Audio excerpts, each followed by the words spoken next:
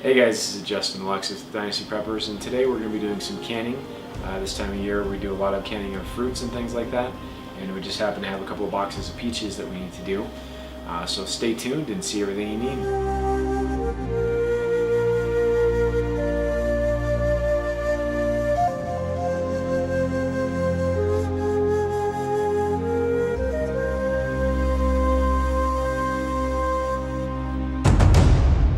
Today I'm just going to give you an overview of how to can peaches, and we're also going to go through like your basic canning needs, I guess would be. You want to get a book of some sort. Justin will link all these down in Amazon for you. Any canning book, all of ours are by Ball, will work. You can find all this information online too. We'll give you a link for that, but I suggest keeping a book around in case someday you don't have the internet. It's also helpful too, because whenever we try to do peaches or something and rely on being online, it never fails that the internet stops working. Yeah. Or the router's down or something. And we have some, I don't know if he'll be able to find all these yet. I haven't looked. Right. I know this is a newer book. Yes.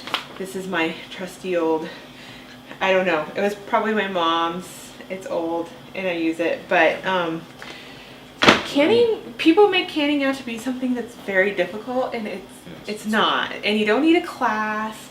You don't need, I mean, if you have a friend that knows how to can, have them teach you, but one of these books will tell you what you need to do.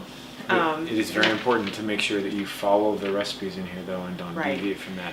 Especially fruit isn't as deadly, right? Okay, Right. so we're water bathing today. We're not pressure cooking. Right. You're probably not going to kill your family. You know, I mean, but people get scared of that, right? But everything you need to know are in here. And then also like your extension offices will have tons of information on how to safe can and what your pressures are. But if you're just learning how to can, doing fruit is a perfect way to do it because it's easy and it's not as tedious. But in here you can find all, I mean, it really does go through like how to put everything in the jar, you know. I mean, it's like, it's pretty straightforward and it's not scary. Everyone makes it out to be. But to start with, in this one, you can see this, we're going to can with syrup. So I went ahead and made some simple syrup over here for canning already. And you can choose how heavy a syrup you want.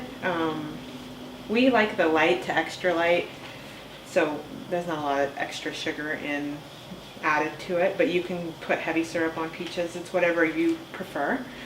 So I went ahead and did that. We went ahead and we have a whole big stock pot of water boiling because we are going to pour the hot water over the peaches. Just takes the skins right off, so it's easier to do. So you need a couple pans, you know, and you need a water bath canner. Ours, let's see, my big pregnant belly's in the way. Ours is a 9-quart canner. You have to have a big stove, a big 2-burner, so you can take up both burners at the same time. Most of what you're going to find is going to be a 7-quart water bather. 5 even. Yeah, for us, we wanted the biggest possible one that we could do because we do a lot. We have a big family.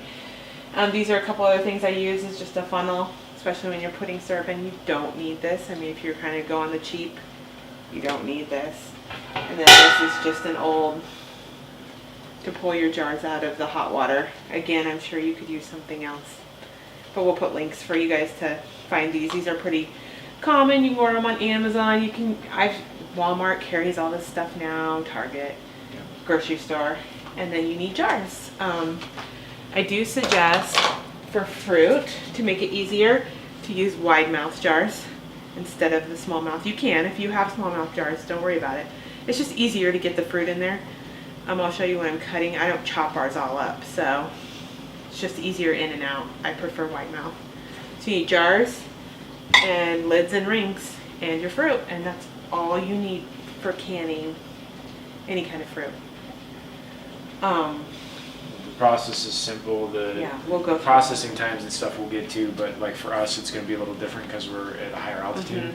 So that's again why you need a book to follow where you guys, like if you're at sea level, you're going to process as long as we have to up here. But let's get into how we actually can the peaches. All right, so we've got some peaches in our sink. I just clean out the sink and put the stopper in. I do want to give you guys a tip about buying fruit. If at all possible, if you're local to somewhere that, you know, like we're really close to where all these amazing peaches are grown, so we can get a good deal. You want to buy seconds. Go to the grower or whoever's selling them and ask them for seconds. You can usually buy them for like $10 to $15 less per box. So it's a good deal, and you're not going to care because you won't notice any different once you can them. It just makes a big difference in how much you're spending on your fruit. So after I get them in the sink, we pour a whole pan of hot water on them. So I'm going to have Justin do that for me. You just want to bring a big stock pot full of boiling water, and you just pour them over the top.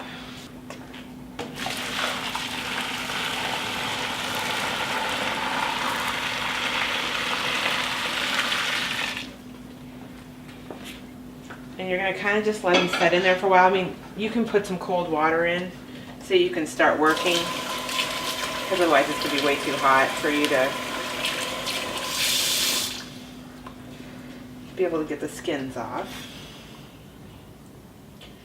Once they set in there for just a little bit, you can already start peeling. And so the point of the hot water is just to get the skins off, right? Right, just to get the skins off. You're not, I mean, they're gonna get cooked anyway when you water bath them, but this is just an easy way to not like waste a bunch of your fruit. So in this process, you're gonna take the skins off, cut it in half, remove the seed, obviously, and then put it in the jar. And like we said, we like Halves, yeah. halves, so. We'll have them. So see if you can see it. Just the skins just come right off of there, easy, and you're not going to lose a bunch of fruit. And depending on if you have, like I said, if you buy seconds, you might have some blemishes or some bruises, and you just cut them out. It's no big deal. And really in this spot for the firsts are really just for their appearance and look, Yeah. and maybe their size. So when we're canning them, we're just putting them in a jar and taking the skins off anyways. It doesn't matter. Truthfully, we never buy firsts. We leave those for everyone who thinks they have to have their perfect food, because we get a way better deal. But we buy so much more bulk than a lot of people Yeah. do. So. And then you just pull them out, and then pull your pit out. We've been having problems with these peaches this year. These aren't actually prime canning peaches. So usually, if you've got really ripe fruit, your pit's gonna come right out.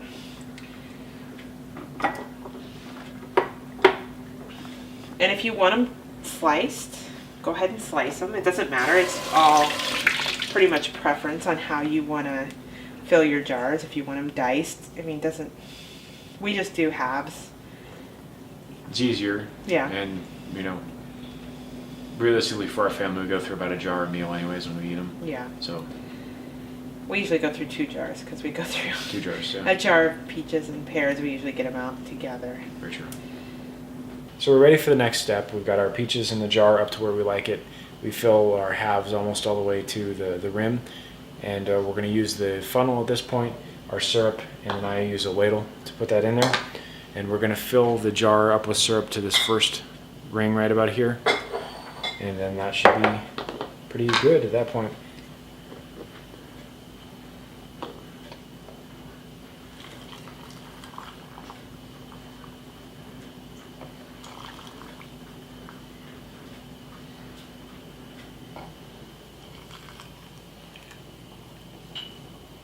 So once you've got your jars filled, what we do is we're just using up some of our older canning lids right now. But we usually take these and lightly boil them just to help soften the seal on these. And you'll just take your lid and place it on your jar here, and then add a ring. And just hand tight. And then we'll set that off to be ready to be processed. Okay, so we've got our jars all filled up, and we've got our canner pre-filled to the line up here with water. And you want warm water when you're going to put jars and stuff in here, because the jars are going to be, the peaches and such are going to be hot. So we're going to go ahead and fill up our canner here.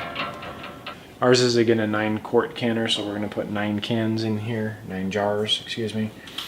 And then we'll go ahead and start it so we can get it boiling and start processing. When you're filling your canner, the most important thing you want to make sure is that there's 1 inch to 2 of water above your actual jars themselves. And if you don't have that at this point, we've kind of got ours filled where we need it to be, then you want to go ahead and make sure you add warm water to that, and then we can go ahead and start these to try to get them boiling here. Yeah, so you just bring it up to a boil, and then once you get a really hard boil, you're going to start your time then. So for us, it's going to be 30 minutes. 40. Oh, 40 minutes, sorry. So 30 minutes under 5,000 feet. Yes. Right? And then we're at 5,000 feet, so we have to add another 10 minutes. Yeah, so we'll add another 10 minutes, but you just want to keep a rough boil on them the whole time. And then we'll show you what that looks like when they're done. Alright, so we got our jars boiling here, so we're going to go ahead and turn the timer on for 40 minutes and get this processing.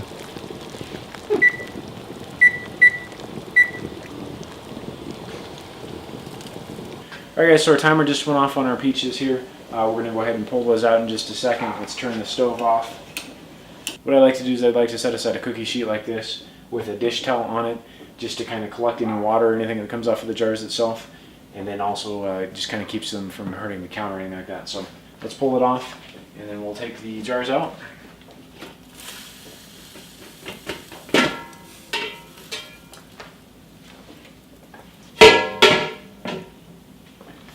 And this is when the jar lifter will come in handy, so we'll just use this to grab the jars and pull them out of the water, like such. And we'll just do that for all of the jars. So the one thing we'll want to check after this is to make sure that all the jars seal. Usually takes about an hour or so. So usually at the end of the night we'll just push down on the lids. With these kinds you want to push down on the lids to make sure that they don't pop and that they're completely sealed. With something like Tatler lids, you want to hold the jar up by the lid to make sure it's actually sealed. So depending on what lids you're using, check with the manufacturer to see how you make sure they're sealed. But pull these out. We usually check them at the end of the night. They should be sealed. If not, you can put them in the fridge and use them right away. It's not going to hurt anything to do that. But you know, if you're going to store them long term, you want to make sure they actually are sealed for that. So if you appreciated our overview today of how to can peaches, please make sure you give us a big thumbs up and comment down below with what your favorite part was and what you're canning this season. And don't forget to ask yourself, what have you done to scale your Dynasty today? Thanks guys, we appreciate you watching.